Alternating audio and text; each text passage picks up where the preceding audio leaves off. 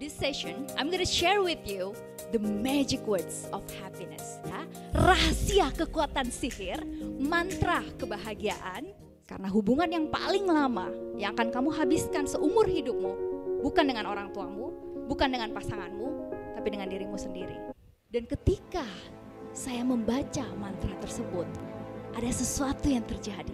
Kumis. Segala sesuatu yang terjadi hanya untuk kebaikan saya, dan di luar dari situasi ini hanya yang baik yang akan terjadi. Something really good is happening to me. Saya merasa nggak puas, ada sesuatu yang kurang dalam diri saya. Minta ini, minta itu, minta rezeki, terus tiba-tiba tersadarkan menjadi orang yang lebih baik. Everything is working out for my highest good, and out of this situation,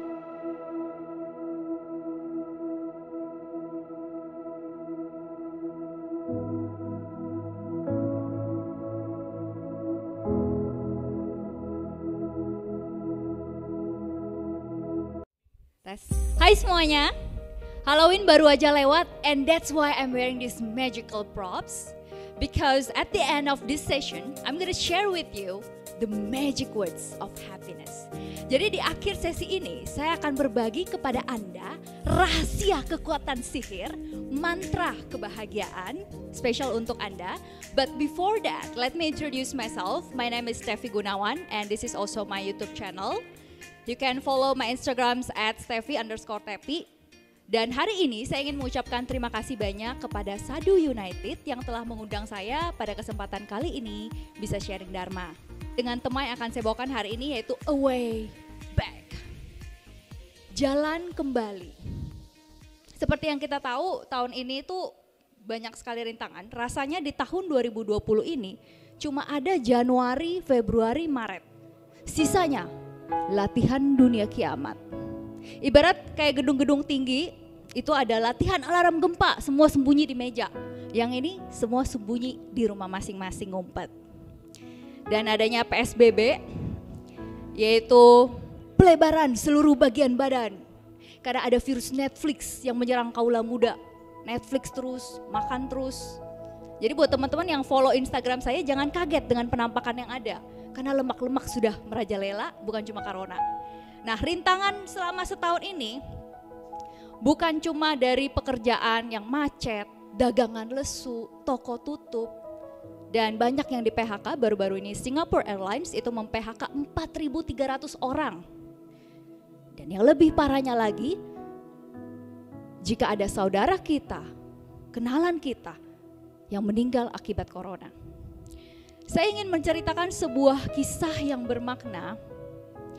Alkisah, ada seorang raja dan ratu. Raja dan ratu yang saling mencintai.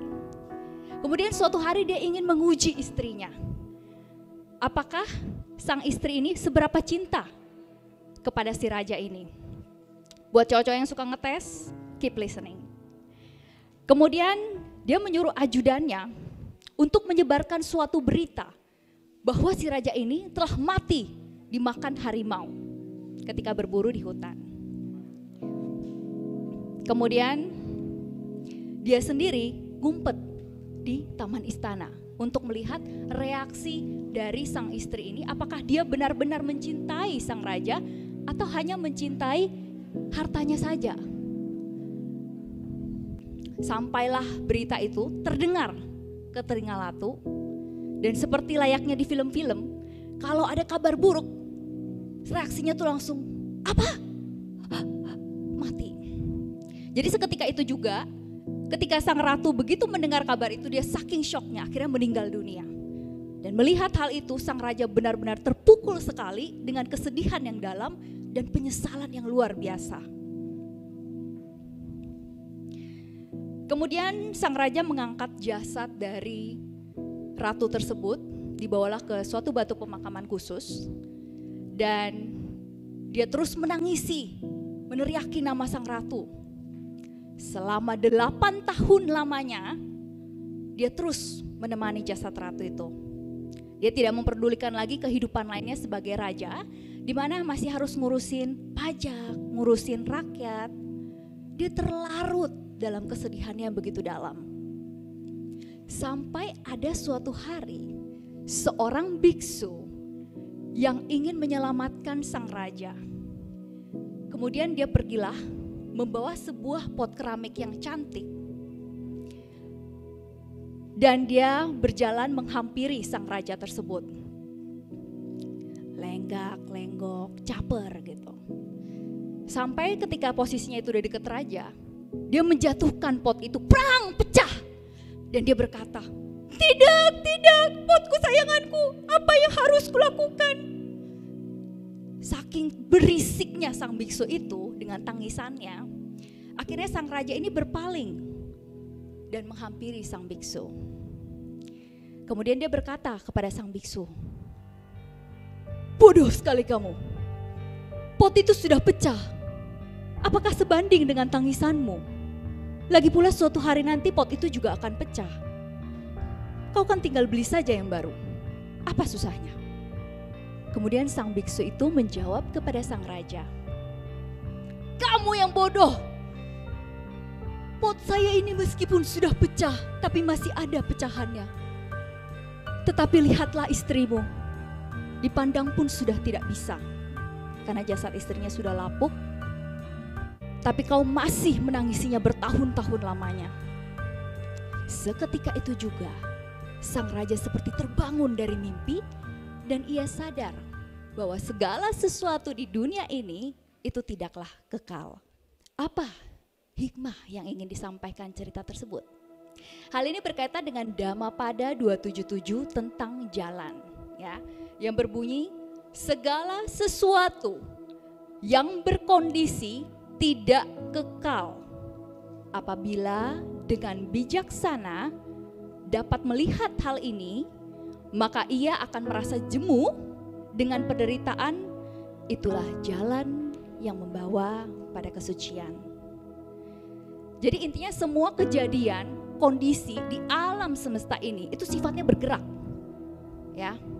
Dia mengalami proses timbul, berlangsung, berakhir, atau lenyap, atau bahkan berubah bentuk. Nah, dengan mengamati, merenungkan bahwa segala sesuatu di lingkungan kita itu sebenarnya anicca, tidak kekal, maka kita akan terbantu menjadi orang yang lebih bijaksana, tidak mudah terombang-ambing oleh pikiran negatif dan kemelekatan yang tidak perlu. Misalnya pot biksu tadi yang jatuh, kita tahu ada yang namanya gravitasi. Maka ketika pot itu jatuh, kita nggak perlu heboh. Terkutuklah pot jatuh itu. Mestinya pot itu ngambang di udara. Kan nggak gitu juga. Dalam Buddhis itu ada 5 pancakanda atau 5 kelompok kehidupan.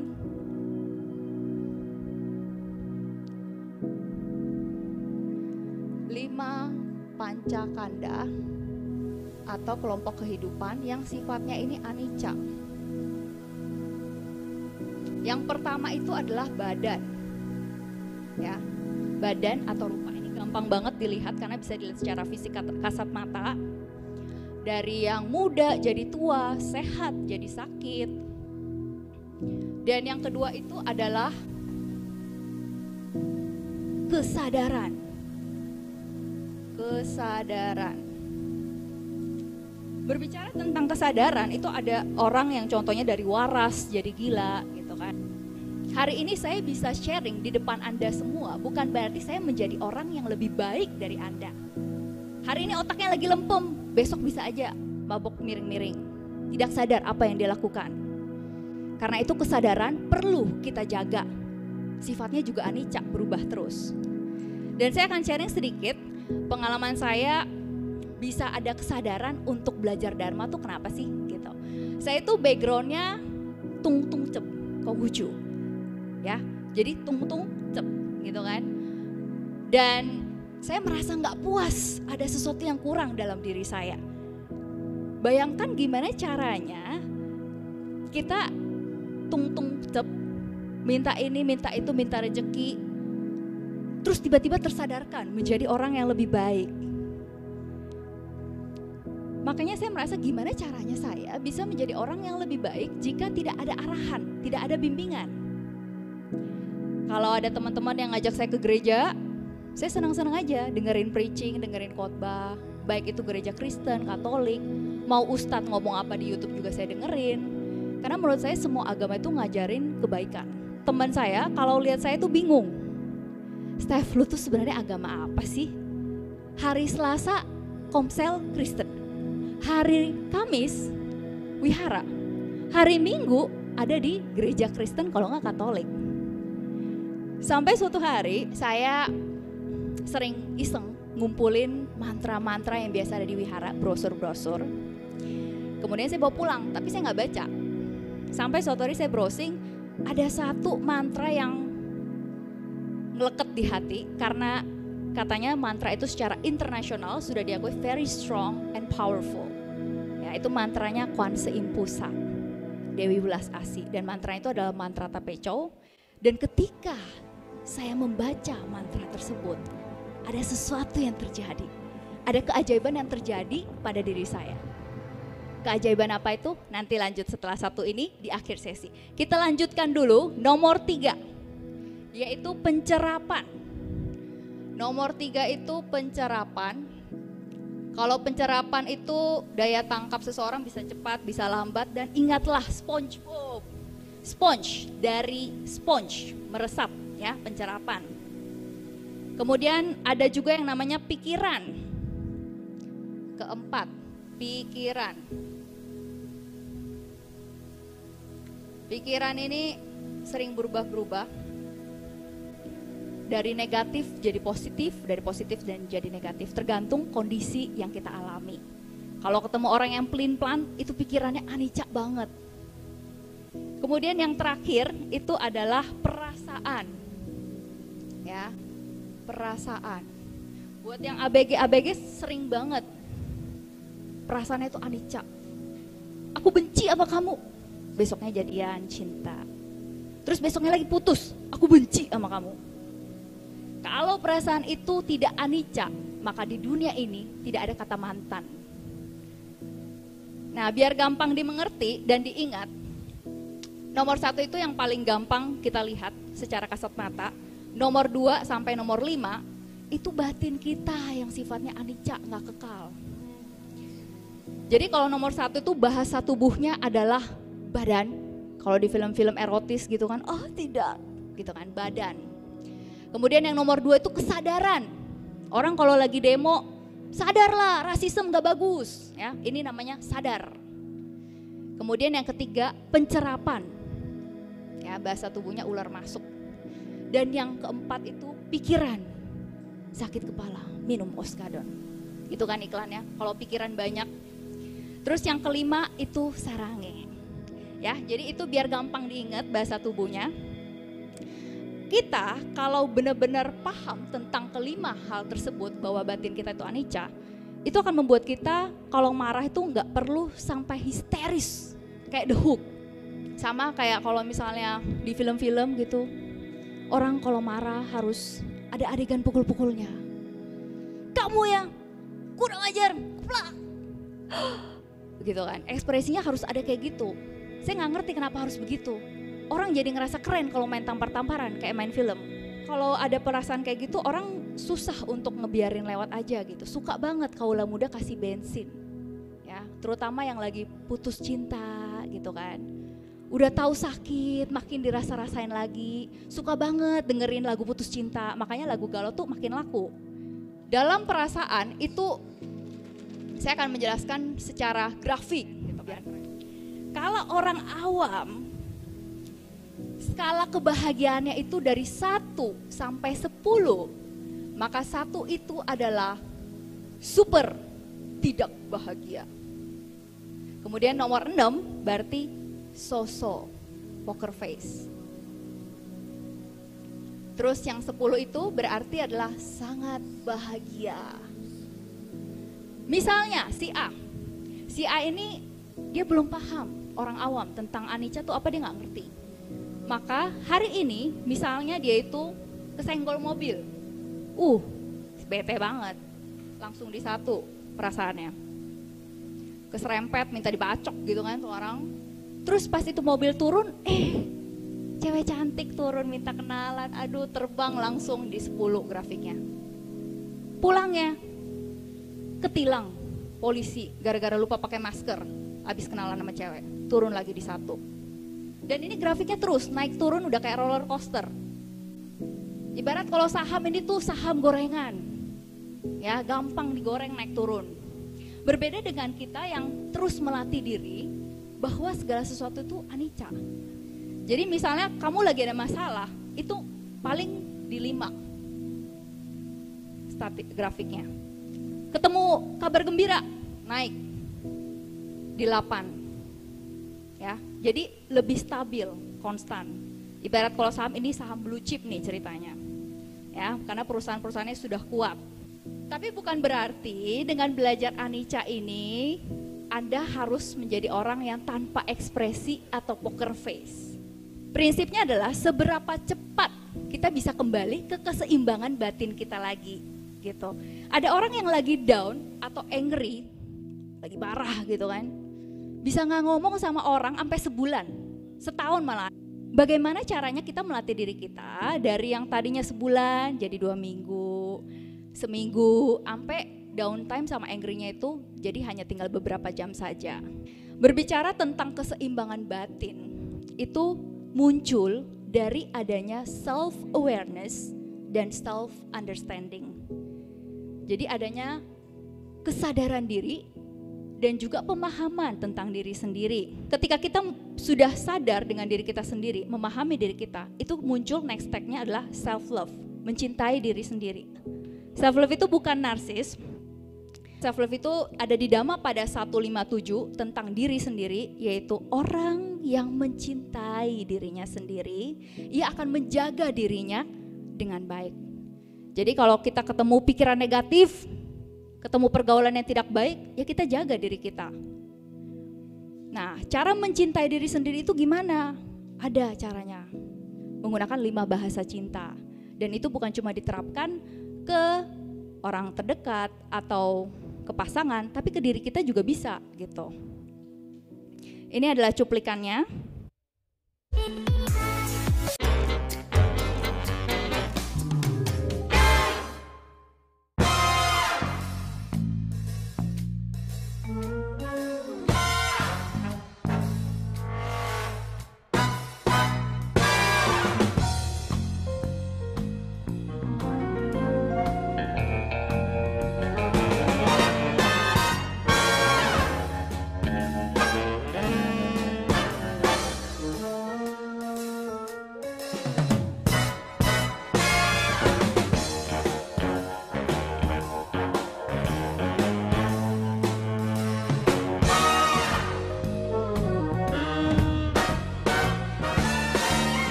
Yaitu tadi dia cuplikan tentang bahasa cinta yang bisa kamu terapkan sehari-hari, dan berbagi kasih itu juga merupakan suatu karma baik. Nah, ketika kita mencintai diri kita sendiri, kita bisa menjadi supporter, cheerleader buat diri kita sendiri. Karena hubungan yang paling lama yang akan kamu habiskan seumur hidupmu bukan dengan orang tuamu, bukan dengan pasanganmu, tapi dengan dirimu sendiri. Tahu gak sih kalau setiap kata-kata yang kita keluarkan dari pikiran kita itu punya kekuatan. Setiap doa, setiap kutukan, sumpah gitu kan, kitab suci, semuanya terurai dalam kata-kata. Maka dari itu ada yang namanya, filosofi ini udah terkenal banget, thoughts become things. Apapun yang kita pikirkan, itu yang jadi kenyataan. Nah, hari ini saya nggak cuma bahas Dharma, tapi saya akan membahas dari segi ilmu psikologinya. Kenapa sih thoughts ini bisa jadi things, gitu kan? Karena ada yang namanya law of attraction power, hukum tarik menarik. Nah, hukum tarik menarik ini juga disebut law of universe, hukum alam semesta. Law of attraction itu apa sih? Apapun yang kita pikirkan secara terus-menerus, itu yang kita undang untuk terjadi dalam kehidupan kita. Contohnya nih ya, cuma contoh. Saya tuh paling gak suka sama orang yang kumisan. Rasanya ganggu aja gitu, ada bulu hidung, ada bulu-bulu lagi di bawah gitu kan.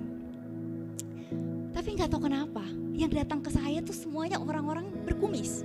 Ada yang kumis lele, kumis Hitler, macam-macam. Karena secara sadar atau tidak sadar, itu yang terus saya pikirkan dalam otak saya. Hukum semesta itu dia gak kenal kamu mau gak mau, kamu suka gak suka, dia gak peduli. Dia cuma fokus apa yang kamu pikirkan. Kumis. Oh, si Steffi maunya kumis. Dikasihlah kumis orang beraneka ragam. Maka dari itu, choose the thoughts that makes you feel good, so you attract more good things into your life. Pilihlah pikiran yang baik untuk dirimu, yang membuat kamu merasa baik, sehingga kamu mengundang hal-hal yang baik terjadi dalam hidupmu. Seperti yang tadi saya katakan, kita pakai dulu topi saktinya. Di mana saya akan membagikan magic words of happiness. Everything is working out for my highest good. And out of this situation, only good can come to me. All is well. Segala sesuatu yang terjadi hanya untuk kebaikan saya. Dan di luar dari situasi ini, hanya yang baik yang akan terjadi. Atau kamu bisa ngomong, something really, really good is happening to me. Something really, really good is happening to me. Nah, mantra ini hanya akan bekerja ketika kamu mengulangnya terus-terusan sampai kamu merasakan apa yang kamu ucapkan. Ya, jadi enggak yang kayak sesuatu yang benar-benar baik terjadi pada saya, itu enggak akan impactful. Harus kamu benar-benar ulang sampai kamu merasakan something really, really good is happening to me. Sesuatu yang sangat-sangat baik terjadi pada saya. Jadi inti dari jalan kembali ini melalui Dharma, yaitu melalui 5 pancakanda yang kita pelajari, kita renungkan bahwa segala sesuatu itu sifatnya tidak kekal, anicca. Dari situ kita bisa melatih keseimbangan batin kita dan kembali ke jalan Buddhis agar tidak terlarut dalam penderitaan yang ada dalam kehidupan ini. Kehidupan yang sekarang kita miliki itu sebab akibat dari kehidupan dari karma kita di masa lampau dan karma kita di kehidupan yang sekarang. Jadi karma itu ada 2, masa lampau dan masa yang sekarang yang bisa kita lakukan. Nah, cara mengikis karma buruknya gimana nih? Agar terhindar dari bahaya, rintangan dalam hidup gitu kan. Selain belajar Dharma, kamu mendengarkan saya ngomong itu kita sudah mendapatkan pahala baik karena kita belajar Dharma. Kemudian berdana, bakti sosial, menolong orang lain, function gitu kan, ada banyak cara. Dan salah satunya itu baca parita, di mana yang di sini saya bacakan adalah lanjut ke sesi yang tadi saya bicarakan tentang mantra Tapecho yang saya bacakan. Dan mantra Tapecho ini sangat powerful. Ada 10 manfaat Tapecho yang bisa kamu baca. Salah satunya adalah mengikis karma buruk. Dan keajaiban yang terjadi ketika saya membaca mantra ini, biasanya tuh saya cuma ambil dari brosur yang di wihara, kemudian saya taruh brosurnya satu di depan yang ada gambar Kuan Seim Pusanya, dan satu saya pegang sambil saya baca. Dan ketika kamu membaca itu dengan sungguh-sungguh, tiba-tiba foto Kuan Imnya tuh terang banget. Saking terangnya, saya pikir mata saya mau buta. Kenapa nih? Hari pertama begini, besok begitu lagi, seterusnya. Sampai ketika saya merem, ternyata ada gambar bayangan kepala Kuan Seim Pusanya. Nah, dari situlah saya bertanya kepada orang yang spiritualnya lebih tinggi, ternyata ketika kamu berdoa dengan sungguh-sungguh, membaca parita apapun itu, dan yang saya baca di sini adalah kebetulan mantra Tapecho, itu Kuan Seim Pusa benar-benar hadir di depan kamu.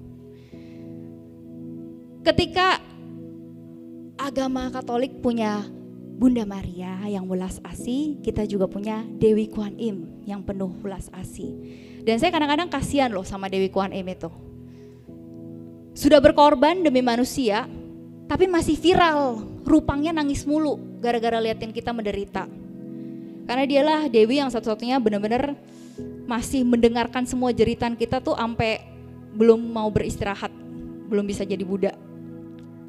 Kembali ke jalan Buddhis, dari situ saya mulai meniatkan diri untuk belajar Dharma lebih tekun lagi, dan saya berhenti dari yang tadinya aktif di Komsel, aktif di Baksos, baik itu gereja Katolik, gereja apapun, ikut retret. Kemudian saya memutuskan untuk saya waktunya untuk lebih fokus ke jalan Buddhis gitu. Jadi panggilannya tuh dari situ. Ya, demikianlah sharing saya kali ini. Saya Stevi Gunawan. Semoga video ini bermanfaat. Dan if you like this video, you can subscribe Sadi United dan juga Stevi Gunawan. Sabe Sata, Bawantu Sukitata. Semoga semua makhluk